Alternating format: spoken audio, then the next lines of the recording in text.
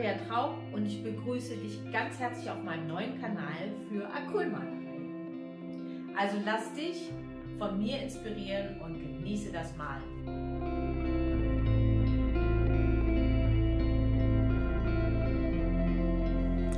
Hallo zusammen, herzlich willkommen zu unserem neuen Video. Heute möchte ich euch gerne nochmal einen schönen Bildaufbau zeigen. Unter anderem möchte ich da wieder meine Folientechnik für in Anspruch nehmen. Und ich starte erstmal mit der eingepackten Leinwand. Auf der Verpackungsfolie wird die erste Schicht aufgetragen, gemalt. Die wird dann später als Bildebene benutzt. Und wie das alles funktioniert, das könnt ihr jetzt im Video verfolgen. Ich habe mir hier 3 Farben, Ultramarinblau, Weiß und ein Hellblau zurechtgelegt.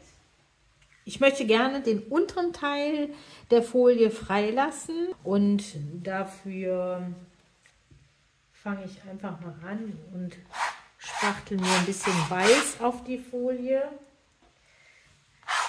Nehme einen Ultramarin dazu. Für Leute, die vielleicht das erste Mal dabei zusehen, wenn ich ein Bild mit meiner Folientechnik gestalte, ich mache das auf der Folie, weil sich dort die Farben anders verhalten und ich das immer eine spannende Möglichkeit finde, in einem Bild beziehungsweise einen Teil des Bildes auf die Art und Weise zu malen, und deswegen mache ich das auf der Verpackungsfolie. Die wird dann später auf die Leinwand übertragen. Natürlich nicht die Verpackungsfolie, sondern die Farbschicht, die wir jetzt hier drauf malen. Die wird später mit einer gewissen Technik auf mein Bild übertragen. Das zeige ich euch aber alles im Laufe des Videos. Jetzt möchte ich erstmal hier eine schöne hellblaue Farbfläche haben. Ich lasse, wie gesagt, den unteren Teil ein bisschen frei. Ich kann auch mal mit der Rolle da dran gehen und das schön verteilen.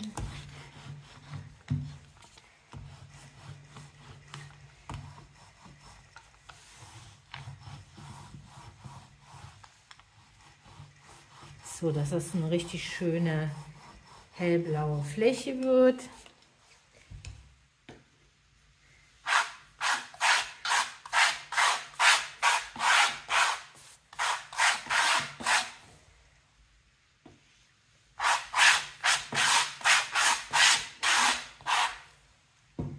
Gehe ich wieder mit der Rolle dazwischen. Ich möchte gerne, dass das eine richtig weiche Farbfläche gibt. Ein bisschen Farbspiel habe ich jetzt hier so drin. Jetzt habe ich mir hier ein Stück von so einer kleinen Kunststoffkarte abgeschnitten und möchte jetzt gerne so Fenster hier reinkratzen.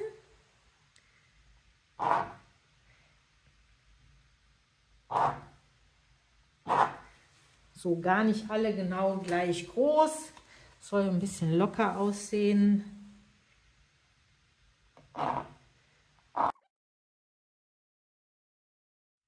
So gucken, dass man hier so die gleichen Ränder ungefähr hat.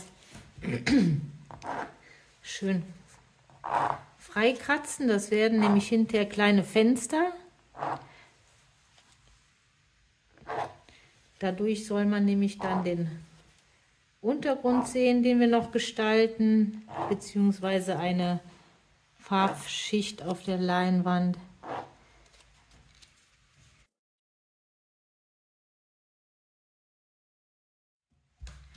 Schön mit Wasser.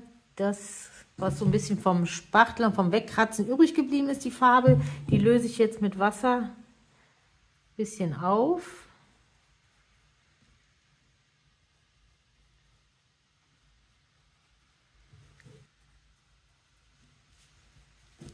Und dann gibt das halt so Wasserdrops. Wenn die getrocknet sind, sehen die halt immer noch aus wie nass. Und das finde ich ganz spannend dann.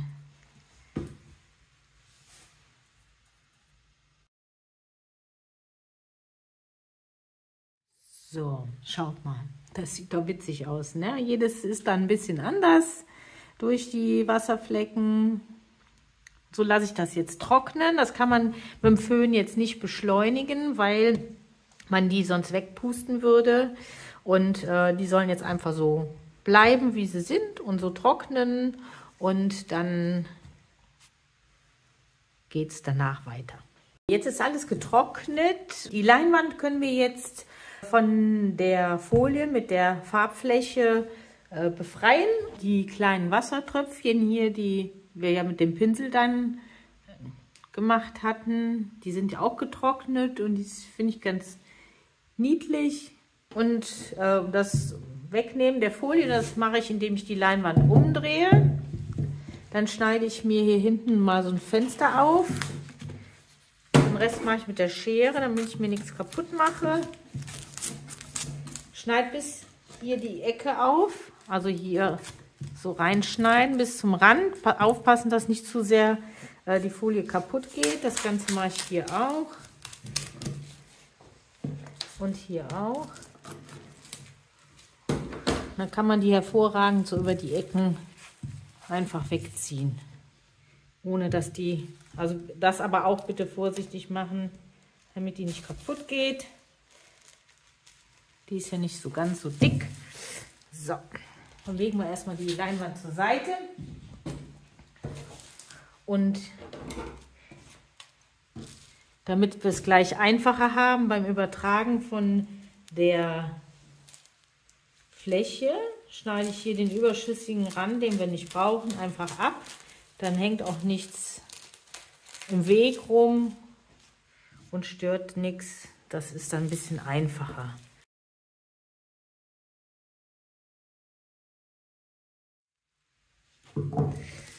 So, das wäre jetzt unsere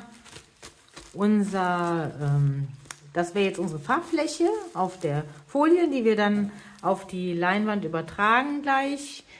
Aber die kriegt natürlich erst eine schöne Farbschicht.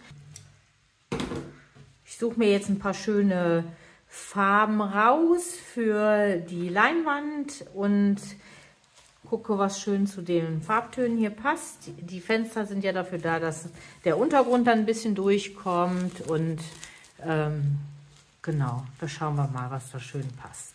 Legen wir erstmal zur Seite. So rum haben wir es ja gemalt und so rum legen wir es dann gleich auf die Leinwand. So, für die Farbfläche auf der Leinwand, die möchte ich gerne spachteln mit so einer kleinen Kunststoffkarte. Dafür habe ich mir diese Farbpalette zurechtgelegt. Da haben wir einmal ein Schwarz, ein Pink, Neonpink, ein Weiß, so ein richtig schön dunkles Rot, ein Wedgwood Blue, also so ein ganz so ein kühles Hellblau. Dann haben wir venezianisch Rosa, einen Grau-Grünton, ich sage immer Salbeiton dazu. Dann haben wir ein Bronze Metallic und ein Cadmium Orange. Das sind die Farben, mit denen ich jetzt die Leinwand bespachteln möchte. Ich starte, indem ich ein bisschen Farbe auf eine Seite der Karte aufnehme, stelle die Karte senkrecht auf die Leinwand und ziehe so ganz langsam die Farbe von der Karte auf die Leinwand. Und dabei kippe ich die Karte, das habe ich schon ganz oft erklärt, beim Runterziehen kippe ich die Karte nach unten, damit man schön lange was von der Farbe hat. Zwischendurch mache ich die Karte immer wieder ein bisschen sauber, damit sich da nicht so ein fieser Farbbrei auf der Leinwand entwickelt. Und jetzt fange ich an, nehme eine andere Farbe und spachtel die so ein bisschen in die erste mit rein. Und dann gibt es direkt tolle Farbeffekte, gerade mit dem Metallic und einem anderen Farbton. Das kann man immer super zusammen machen. Jetzt nehme ich ein bisschen Pink dazu, lege das hier mal drüber. Bisschen hellblau. Und so gestalte ich jetzt die ganze Leinwand. Ich arbeite nicht kreuz und quer, sondern vertikal und horizontal. Ich möchte, dass diese Fläche doch trotz der Buntheit auch so ein bisschen Ordnung hat. Und wenn man jetzt kreuz und quer spachtelt, dann ist das meistens zu unruhig, für mich jetzt. Ihr könnt mir jetzt dabei zusehen, wie ich die Fläche hier fülle. Ich nehme halt immer ein bisschen Farbe auf die Karte, streiche das Ganze in Ruhe ganz langsam ab, schaue mir das Ergebnis an und entscheide dann, was ich als nächstes für eine Farbe nehme. Hier finde ich, würde das Pink schön dazu passen. Und so fülle ich jetzt einfach mal die Leinwand und ihr könnt mir dabei zusehen.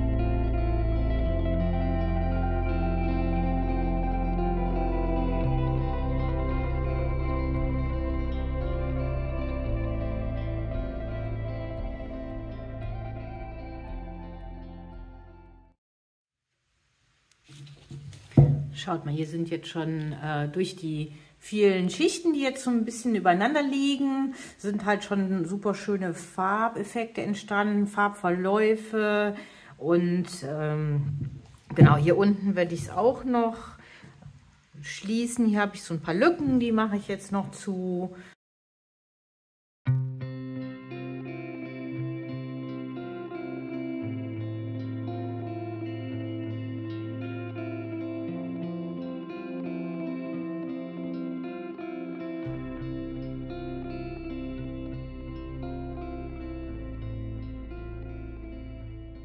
So, jetzt habe ich die Leinwand bespachtelt mit meiner Farbpalette, die ich mir rausgesucht habe, die ich finde zu der Farbschicht, die wir auf der Folie vorbereitet haben mit den Fensterchen, finde ich, passt das super gut zusammen. Wenn ich mir das jetzt hier so vorstelle, dass das da drauf liegt, glaube ich, ist das eine ganz super Farbkombination.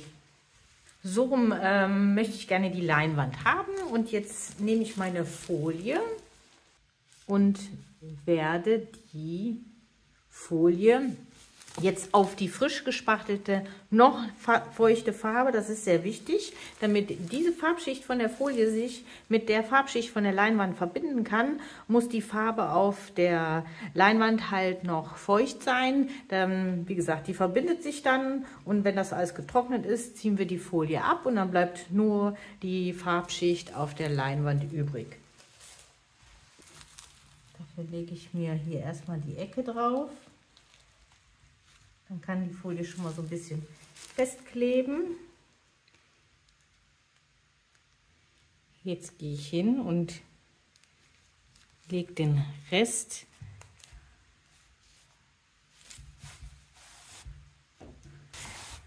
und jetzt gehe ich hin und reibe die bisschen die Luftblasen raus. Schaut mal, das sieht schon richtig cool aus. Es gefällt mir gut, was da rausguckt aus den Fenstern. Ich versuche jetzt die Luftblasen hier möglichst alle rauszukriegen, zumindest alles dicke, weil an den Stellen, wo so richtige Luftblasen sind, da kann halt die Farbe nicht von der Folie, nicht mit der Farbe der Leinwand zusammenkleben. Und das wäre doof, dann haben wir nämlich da eine freie Stelle. Also versuchen möglichst, ich ziehe mal die Ringe aus, damit ich mir keine Kratzer mache, versuchen möglichst schön das glatt zu reiben.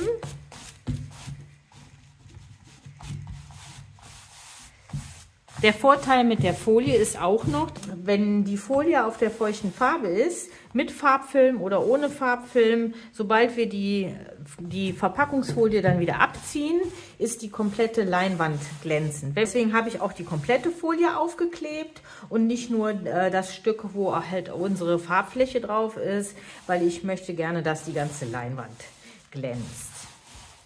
So, hier kann man das super sehen. Das sieht total witzig aus, finde ich, mit den Fensterchen. So, das lassen wir jetzt trocknen. Das muss auch über Nacht trocknen.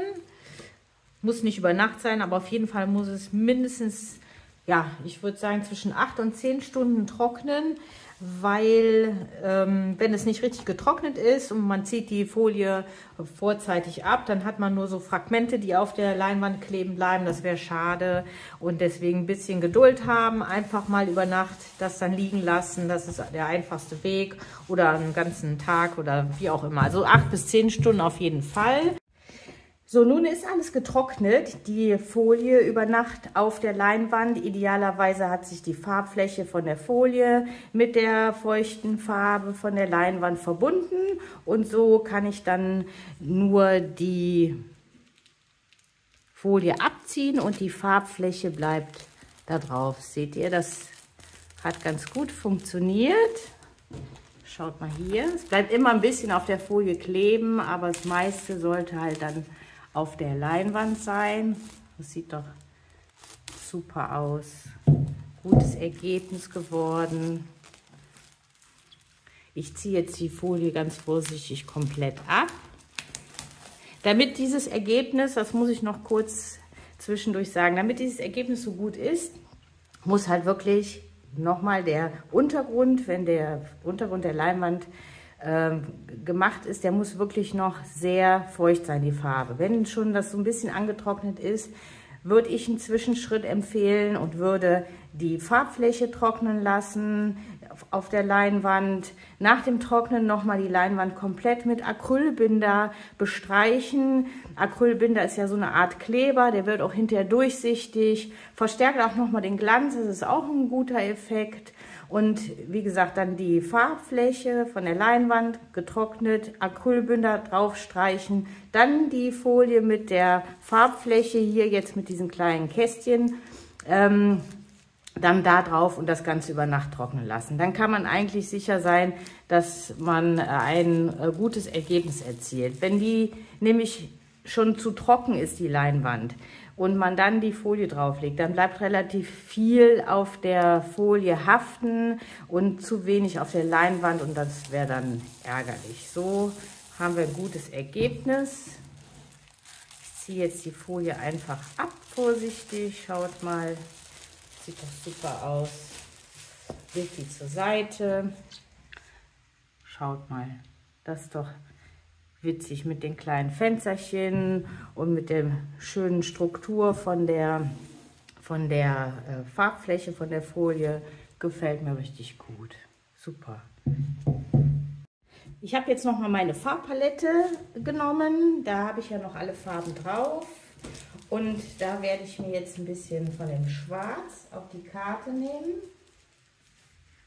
So wie beim Spachteln. Einfach ganz klein bisschen schwarz und werde jetzt hier noch so einen kleine Hingucker machen, damit die Linie hier ein bisschen klarer ist und man halt, wie gesagt, so ein kleines Highlight hat. Jetzt möchte ich das nicht einfach nur schwarz haben. Jetzt nehme ich noch ein bisschen Weiß dazu.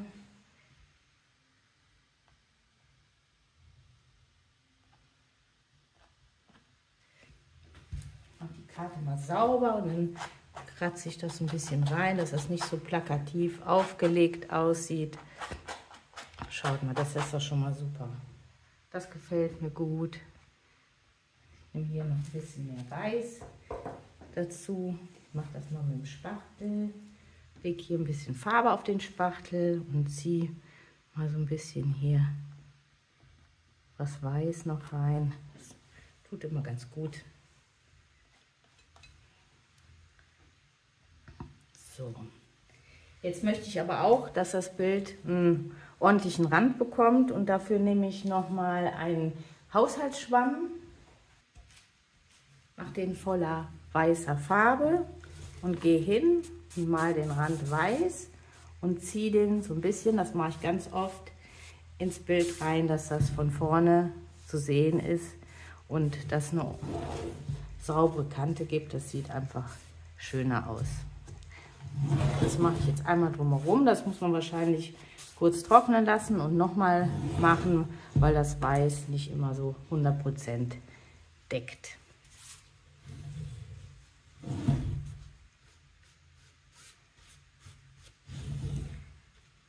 Seht ihr das? Kann man ganz gut sehen. Es ist ein super schönes, buntes Bild geworden. Kleiner Eyecatcher. Gefällt mir richtig gut. Super, super gelungen. Ich hoffe, es gefällt euch auch und ich hoffe, ihr habt in dem Video wieder was Schönes gesehen, was ihr für eure Projekte umsetzen könnt.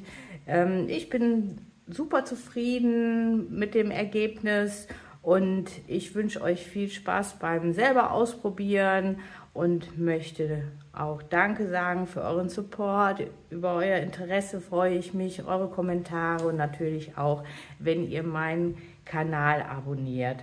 Ich freue mich schon auf euch und unser nächstes Video und sage bis dahin eine schöne Zeit und bis ganz bald.